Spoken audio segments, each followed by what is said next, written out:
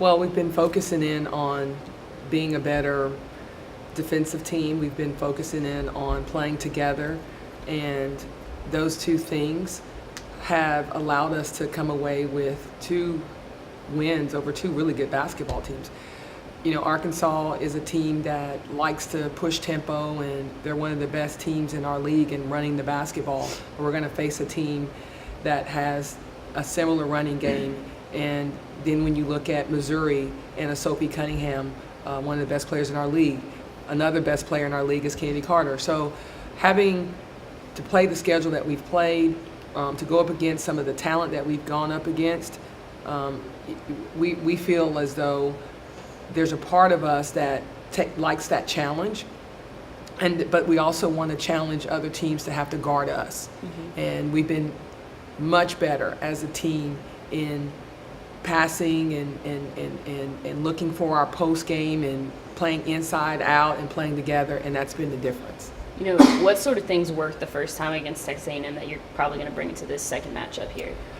Well, you have to be very aware of Kennedy Carter at all times, and we did a decent job in guarding her. We didn't make life easy for her.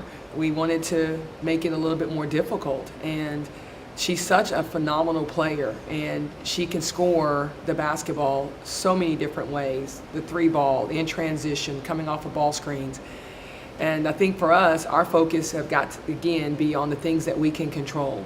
And that's how hard we're going to play tomorrow night. And then obviously, are we going to play like a team? Mm-hmm. And we can't go into the game thinking, okay, we beat them. That's a month ago. That's old news. You got to right now play in the moment and stay in the moment for 40 minutes. And if we can do that and stay locked in like we've been, then I really feel like we've got a great chance at winning.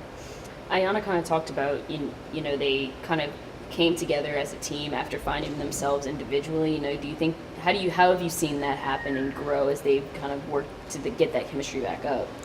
Well, it started with them really taking more ownership, and you've got to take what they show you. So the team was showing me and our staff that we weren't unified, and the unity was nothing but you need to get out of yourself. And so you have to do a self-check, and we were able to self-check and look at each other and say, you know what, I need to do more. But I also need to be more invested in the outcome of games by being more attentive to details, watching more film on your own, getting together as a team. They've done that and did their own scouting report, their practice planning. They're doing all the things that tells me, 1, they're serious about their craft, and 2, they want to win. And that gives you a better shot at winning when you're doing those type of things. I guess you've talked about, you know, getting that inside-out game going in the past few games. You know, how have you seen that develop, especially as a lot of people are doubling down on the post on Ayanna and Foss down there? I've seen it develop with patience. We're moving the basketball, we're moving them around, they're scoring in transition, off of steals, off of offensive rebounds. We're being more efficient in our half-court action. When we're taking care of the basketball, we've done a much better job as far as our percentage, field goal percentage. And so when you're doing those things together like a team, then you're going to have a positive outcome. But the post game, you know, they really are working harder to get the ball and position themselves and doing the work beforehand. And they're giving our guards a big target. And if they are doubled or they don't feel like they've got a good look at it, they're more than happy to kick it back out to the guard. So I feel like that chemistry between the two has been very beneficial. There was a couple of games there where Kayla kind of had a down game or two.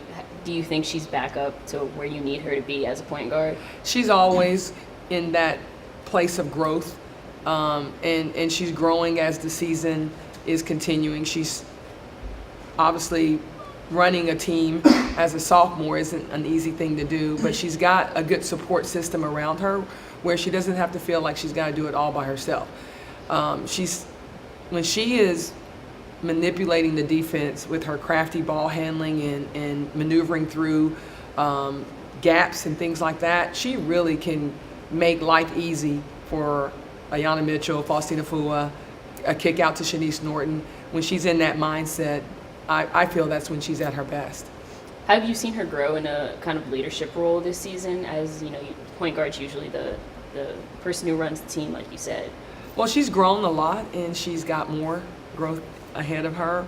But I'm liking what I see from Pointer. She's someone who is very much a basketball, like that's been her thing, and when she's playing in that happy, fun place, it's really fun to watch. And when she's receptive and coachable, it's fun to be in that environment, and that's how she's got to be from here on out. And she's taking on the leadership role of being of service to others. So when she's in there trying to make someone else look good, or she's locked into our defensive scheme and we can rotate her off of people and try to dig a little bit more with her, that's a sign of a leader, and that's where she's going, and she's doing a really good job of it.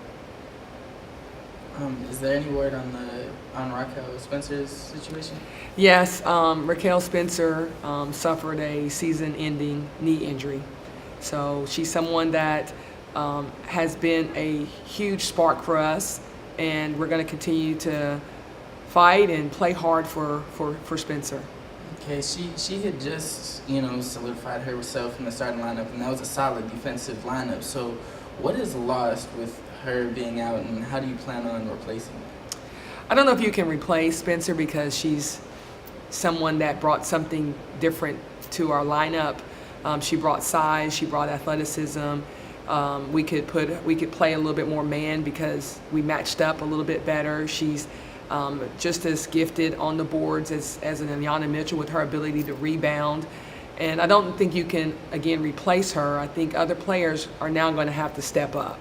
And that's that's why you're on the team. And we have players that can step up and do a lot of great things in lieu of us losing Rakell. Okay, so are there any other players on this roster that you could see kind of stepping up in a big way, like a Carly C or anybody finding their way into that starting role? I think to be able to play this in this league, I'm not going to say I'm locked in on one lineup or another. I'm locked in on the best 5 that can get us off to a great start. And I want all of those who may have started, haven't started, to continue to push to get better every day in practice, so when their number is being called, they're going to be more receptive, they're going to be ready.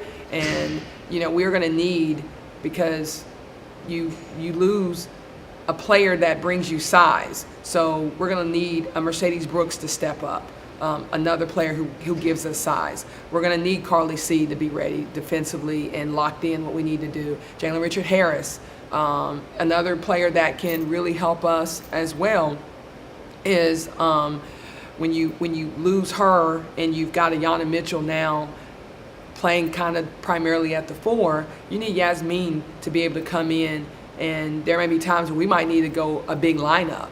So everybody is going to be an option, and they just got to be ready.